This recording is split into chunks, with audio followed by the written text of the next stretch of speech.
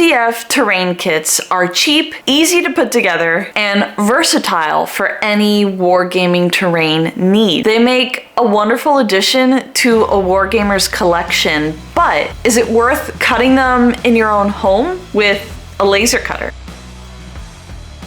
If you've been watching me for some time, you know that terrain is something that I haven't quite dipped my toes into. The only terrain that I've sort of tried doing is something that I've printed on my resin 3D printer. And I don't do it often because it takes an extremely long time in order to print and put a terrain piece together with the resin printer size that I own.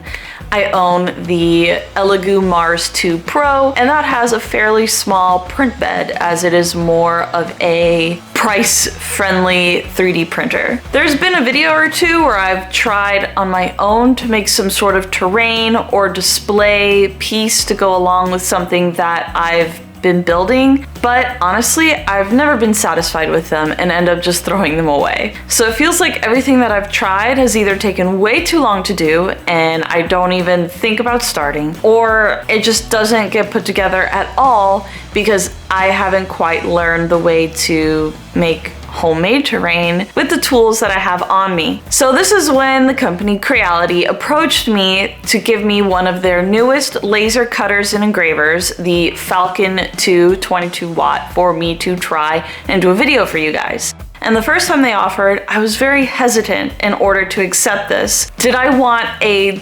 laser, an actual laser in my own home? I was really worried about the safety features, how I would even use this with my wargaming hobby, and honestly if it was worth it. And so far I have not been disappointed, especially with the speed at which I'm able to get the things that I want from the cutter, the laser cutter, into the table. But let's take a look at first the most important thing.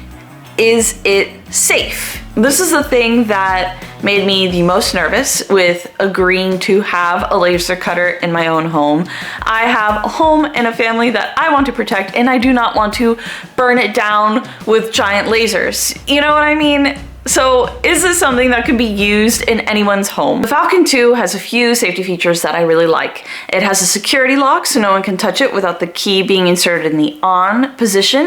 It has an emergency stop button in case you ever need to immediately stop it. It has a protective laser cover so that the laser is protected from anyone grabbing it or touching it. Tilt protection, so if it ends up tilting to the side, it will stop, and boundary stopping functions. If it ends up getting too close to the edge of the boundary of the laser cutter, it will also automatically stop. Buying the Falcon 2 also comes with protective glasses, which are extremely important if you want to stare into the laser's eyes, which I like to do when I see it get cut. It also has 3 sensors, a lens, fire, and air sensor. It can tell whether the lens is obstructed in any way, if a fire starts, which you can then automatically stop it with the emergency button, and if there is airflow in order to help use the air assist and making sure that there's not a lot of burn or score marks when you are cutting this. I prefer to watch and stand by the laser as it's cutting just to make sure that there's no fire or any reason for me to emergency stop. And then when I'm not using it, I make sure to have the security lock on, and that just makes me feel safe that nothing will happen while I am not actively looking at it. Another thing that you guys should be aware of in terms of use is that laser cutters can get, well, smelly. They can smell a lot. You are burning something. So you want to make sure that wherever you place this, you have really good ventilation. The windows are open, you have either a fan blowing or some fume extractor going. I ended up investing in a fume extractor. I realized that in my workspace where I have my 3D printers, I've also now added this laser. And before, the resin did smell when I would use it, but I would ignore it, which is not a good thing to do. And I realized that especially now with both different pieces of equipment A fume extractor is just something that is necessary with the workspace that I have. You can tell by the size and price range that this is a laser cutter meant to be used like for hobbyists like myself. I have this in my garage and I think it works perfectly in there for what I want to do. While I think you can easily and safely use this in your own home, please make sure you're not smelling all of those bad fumes wherever you do it, and that you're just well ventilated and keeping an eye on it so there's no fires that could accidentally happen. So now with all of that boring stuff out of the way, let's talk about the fun things, like how it was to use it. I first started out with making a test print. I decided to use the Lightburn software. It looked like the easiest and most sophisticated to use and get started with, as there was a ton of resources online with how to get started with Lightburn. However, you do end up eventually needing a paid version. Right now I'm still on the 30-day free trial, so just keep that into consideration if you're going to be using that software. After putting together the laser cutter, which took maybe 10 minutes to do, incredibly fast, I plugged my laptop into the USB-C connector and adapter that they gave me and opened up Lightburn to see if it would recognize my laser cutter. And it did. Instantly. It knew the size and dimension of the print bed and all of the other specifications of it automatically, and I could immediately set it up for a test print. Next, I looked up some test files online to see if there was a way that I could just sort of play around with the settings and get this thing going without it being a large project. I ended up finding someone online in the Lightburn software community who created a laser cutter test print where they had separate boxes where each one was a different setting on the laser cutter of intensity and speed of the laser, and I got to sort of figure out what worked best with these settings and the laser that I have. You can see the different settings of each of those squares by clicking on the different layers associated with that file. The laser cutter prints from the top layer down, and double-clicking the layer shows you more detailed information like output power, speed, air assist settings, and so on. However, at this point, looking at all this, I felt like I was getting way over my head with things that I can play around with, so I just ended up going ahead and starting this test print and seeing what would happen from there. Once the file was saved and ready to go, the most important thing to do is center your material, this case my 1/8-inch plywood, in the center of the laser cutter bed, and then press the frame button.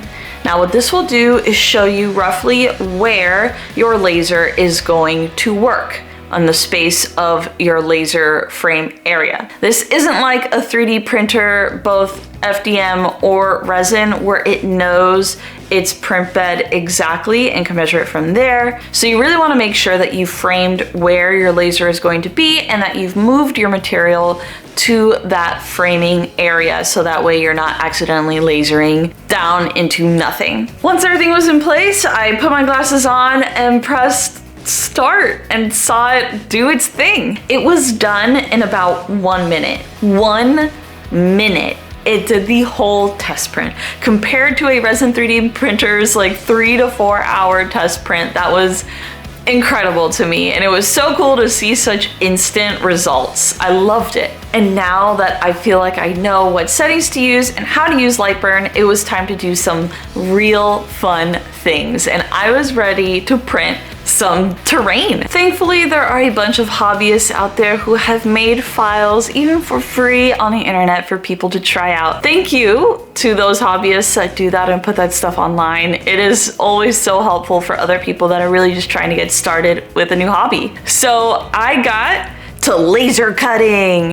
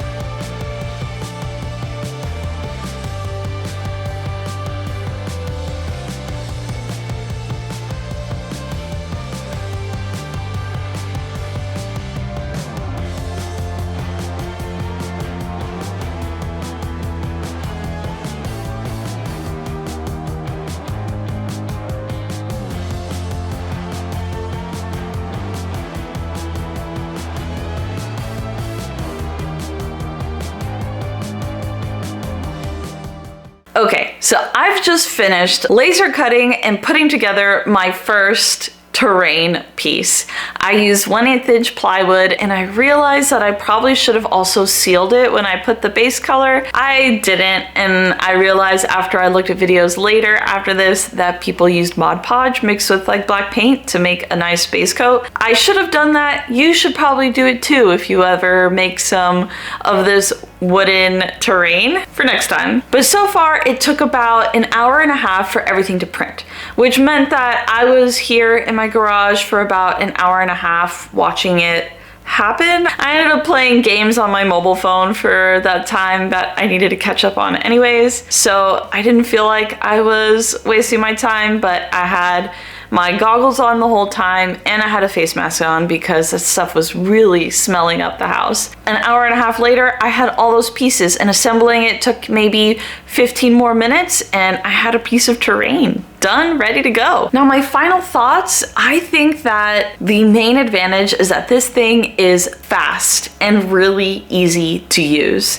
I had the laser cutter up and working within 20 minutes, the program another 10 minutes, and the next thing you know, I was cutting stuff. And figuring out the right settings and a lot of that trial and error was also really fast, because if I knew something wasn't going right, I just pressed stop, immediately put a new sheet on, and was going again. It wasn't like a resin 3D printer where you had to clean it, take everything out, put everything back in, and then wait a few hours to see if those new settings are working again. I think the main advantage is that later on you can really customize this to make your own unique things. Instead of saying repent, I could have let it say Mel's Mini Loft, and it would have worked just as well, which is, I think, an interesting thing that you can try with this. Now for me, where I think this truly shines is that it is extremely versatile.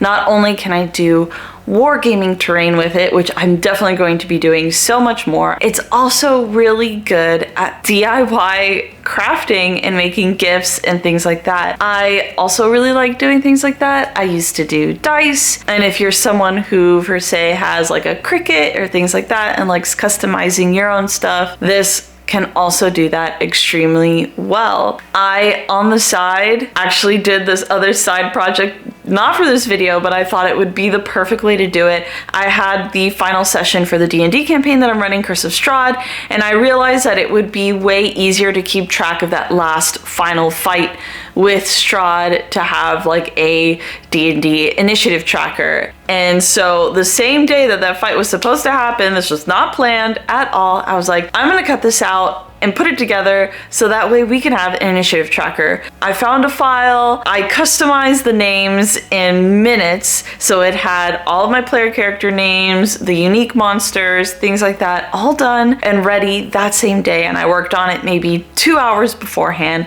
glued it together, and even painted some custom colors so that it was a little bit easier to tell who was who.